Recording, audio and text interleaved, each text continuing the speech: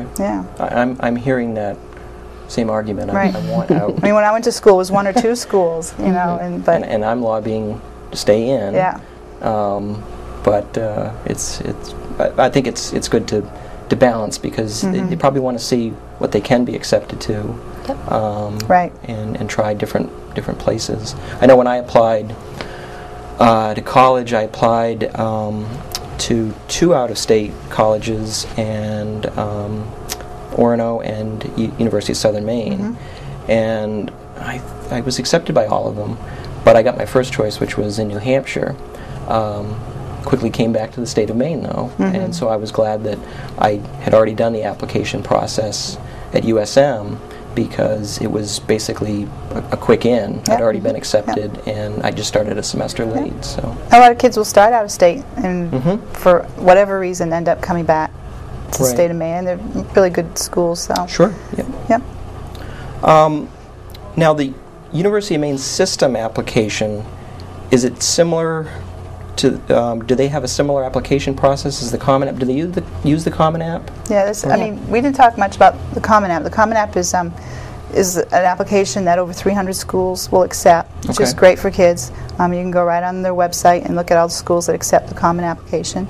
And the Maine schools are there, University of Maine schools. Some of them are there. I don't think all of them are there, but the big ones are there. Right, the big USM and UMaine Farmington. and Farmington is there.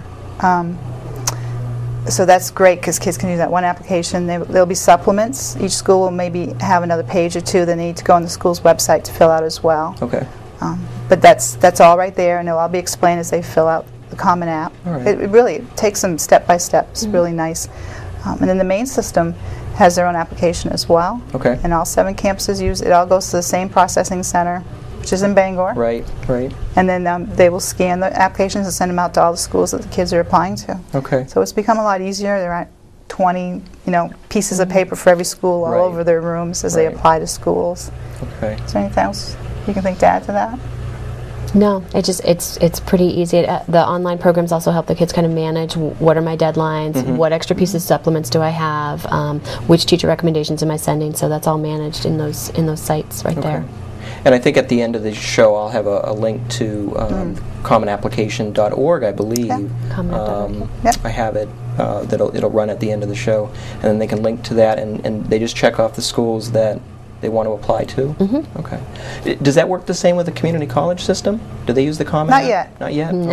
Okay. I think someday they may. We keep pushing, asking them if they may, and I think it may come someday. Right now, they each have their own application, all 7 campuses, but they're nice because they're condensed. They're not... Right, they're only about a page or 2. Oh, okay. So some are online. Not all of them are online, though, I don't think so. Okay. You have to, it's best, anytime there's questions, it's best to go on the website for that school or call that school to make sure you've got the right information and the right application and it's okay to use. Right. I know we've called schools before that were not Common App schools to say, oh, we thought you were a Common App school, could we send the Common Application, a copy of the Common Application to you? And some schools were fine with that, but we always checked with the individual schools to make sure. Okay. Now, speaking about the Common Application, we've learned that if the students want to apply, the schools will be listed there. So if you want to find out if a college uses or university uses the Common Application, you'll be able to tell that from their website. Okay. I've been told that the Common App is long, and there's different sections about it. Is it very long? Go ahead. I think if you print it out, it looks long because there's a lot of extra forms, but students don't necessarily have to do all of those forms. And again, doing it online, I was just reviewing many of them in the guidance office today. They really aren't that long, but these colleges are capturing the same information, parent information, address, phone number, and so that's the same for all of them. So it's just, it's capturing all of that. There's an essay in there which would be expected for students, and there's a short answer essay about a co-curricular or extracurricular that's meaningful to them. Right.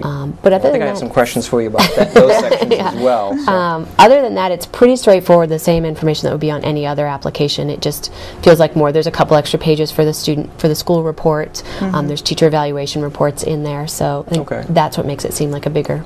And it's something an applicant can save and work on gradually, or not all in one evening. Right. Okay. And there's a lot of the information the biography type stuff is repeated. So if you put all that information in once, it'll just carry it over to all the other pages. So it's kind of nice, and then you just hit that save button and go back to it when you want to finish it. Okay. Right, and you can do different versions of it too, which was something we learned last year.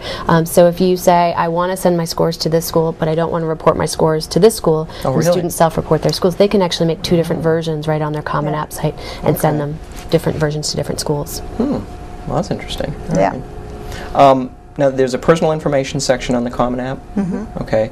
And are there any tricks to know about this or problems with it that students should know about, or parents?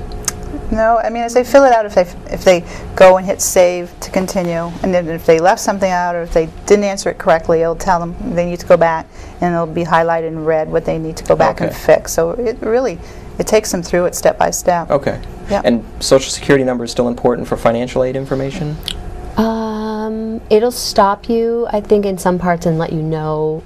It kind of little screens will pop up on it to say you need to make sure you file the FAFSA form and things like that. But I'm not sure if that's required or not. It's optional. Oh, it is? Okay. Because I think they can use birthdays. It's not optional on the FAFSA forms, the financial aid forms, but it is on the college applications. Okay. Yeah. But in a lot of schools, I'm sorry, it becomes your student ID number still in a lot of schools. So it's good to start using it. I know the University of Maine system is getting away from that. They're assigning personal identification numbers. Right. But because it's so easy. It's hard. It's kind of scary having your Social Security number out there. But right. Now, there's also probably a section on the Common App for academics. Well, obviously, there must be. So what if a student took early college classes? Does it ask for, like, the course name or grade? There isn't. You'd go in, you'd fill in your transcript, all your classes you're taking this year as a senior, and then there'll be an additional information section where you can fill in if you want to put in that information. Okay. There isn't a place where you would be... There's a place for the college, but not for the specific class. Right. So the additional information section would be where you could put in that information. What course you're taking, Because I would imagine if you're an early college student, you'd want to highlight that. That will, I mean, you can mention that in your little personal essay that you're going to write. Okay. The short essay, the brief essay. Your counselor will probably mention it in the letter she or he writes. Your transcript, when the transcript comes from one of the community colleges or Bates or Andover or USM, we'll send that an official copy of the transcript. So they'll get that information. Okay.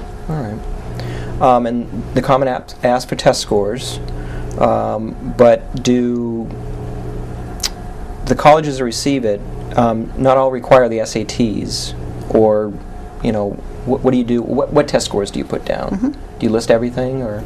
I think that's where using those 2 different versions of the Common App can come in handy, so that you have a version that has your scores on and a version that doesn't.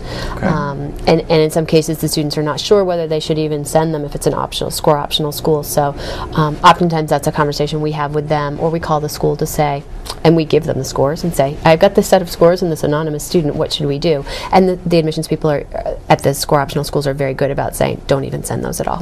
Don't put them anywhere in there, or send them. Those might be helpful to us. So it depends on the school. So having the 2 different versions in this case really helps out. And it really helps if you have any questions in doubt. Your guidance counselors in there, but admissions office of admissions people would really be helpful. Just give them a call; they'll answer questions. Okay. Yeah. Now, what is TOEFL? Am I pronouncing that correctly? Yeah. TOEFL. Do students need to take that? Test of English as a foreign language. Okay. That became a big question at Lewiston because we do have a large ELL population. Right. But it's really if you're coming in as an exchange student or as a foreign student and English isn't the language you're learning in. Okay.